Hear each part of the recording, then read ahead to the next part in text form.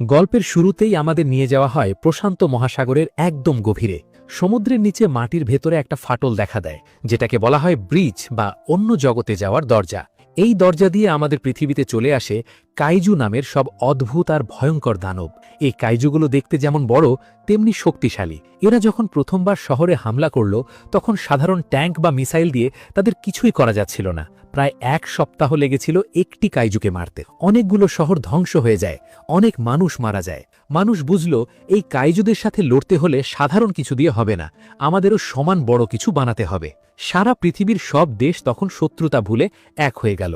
তারা মিলে তৈরি করল কাইজুদের মতো বিশাল বিশাল সব রোবট, যাদের নাম দেওয়া হলো ইয়েগার। কিন্তু সমস্যা হলো, এই রোবটগুলো এতই বড় যে একজন মানুষের মস্তিষ্ক বা ব্রেইন একা এই পুরো রোবটটাকে নিয়ন্ত্রণ করতে পারছিল না। ব্রেনের ওপর অনেক চাপ পড়ছিল। তাই বিজ্ঞানীরা বের করলেন এক নতুন পদ্ধতি। এখন থেকে একটা রোবট চালাতে 2 জন পাইলট লাগবে। এই পাইলটদের একে অপরের সাথে মনের মিল থাকতে হবে। তারা একটা বিশেষ মেশিনের মাধ্যমে একে অপরের স্মৃতি আর চিন্তাভাবনা শেয়ার করবে। এটাকে বলা হয় ড্রিফট, মানে 2 জনের মন মিলে যেন এক হয়ে যায়। তখন তারা একসাথে ওই বিশাল রোবটটাকে চালাতে পারবে। এবার পরিচয় করিয়ে দিই আমাদের গল্পের হিরো র্যালি এবং তার বড় ভাই ইয়ান্সির সাথে। তারা দুজনে মিলে জিপসি ডেঞ্জার নামের একটা নীল রঙের দারুণ ইয়েগার বা রোবট চালায়। তারা 2 ভাই হওয়ায় তাদের মনের মিল ছিল অসাধারণ। তারা অনেক কাইজোকে হারিয়ে পুরো বিশ্বের হিরো হয়ে গিয়েছিল। একদিন তাদের কাছে খবর এলো যে নাইফ হেড নামের একটা ক্যাটেগরি 3 কাইজু সমুদ্রের মাঝখানে আক্রমণ করেছে। মার্শাল স্ট্যাকার নামের লোকটি ছিল ইয়েগার প্রোগ্রামের সবকিছুর বস।